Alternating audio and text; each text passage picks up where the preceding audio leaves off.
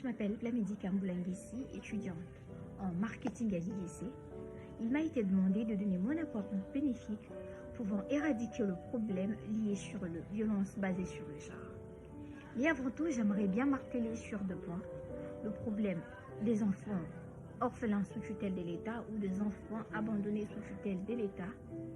Le problème des violences et harcèlements sexuels au milieu éducatif et au milieu du travail.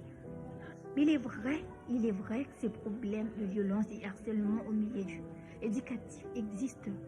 Entre nous les jeunes, nous nous harcelons sexuellement, oui.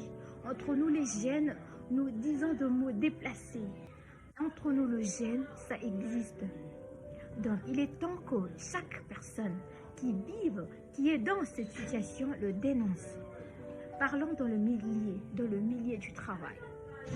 Se faire harceler par un de ses supérieurs est tellement dur parce que nous sommes dans l'incapacité de dénoncer. Parce que quand tu dis, je vais aller dénoncer comme ça, ne crois pas. Il n'y a rien de pire qu'on doute de toi. Parce que quand on doute de toi, tu as l'impression de perdre toutes tes capacités.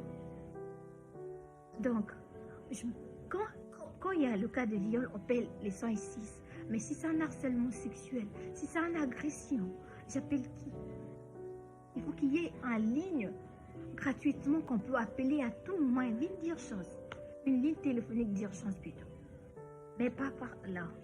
Je parle des enfants qui sont mis en adoption. Ce serait encore mieux si, après chaque adoption, l'État mettait des assistants sociaux qui peuvent enquêter pour savoir comment ces enfants évoluent dans ces milieux. Si peut-être ils ne sont pas maltraités dans ces milieux-là, si peut-être ils ne sont pas utilisés comme des objets sexuels ou des êtres inconvénients. J'appelle à l'aide à tout le monde. Nous sommes dans un moment où nous devons briser les silences. Donc, ces problèmes ne résument pas que pour les femmes ou quoi que ce soit. Ces problèmes, c'est pour tout un chacun.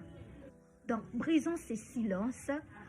Si tu vis dans un quartier où tu es en face d'un voisin qui maltraite ses enfants ou sa fille ou qui que ce soit, dénonce. Parce qu'un enfant qui a grandi, qui a grandi dans un milieu où il est brutalisé, dans un milieu où il subit des violences, subir des violences émotionnelles détruit la confiance en soi d'une personne, détruit son estime de soi. Et une personne sans confiance en soi ne vaut rien.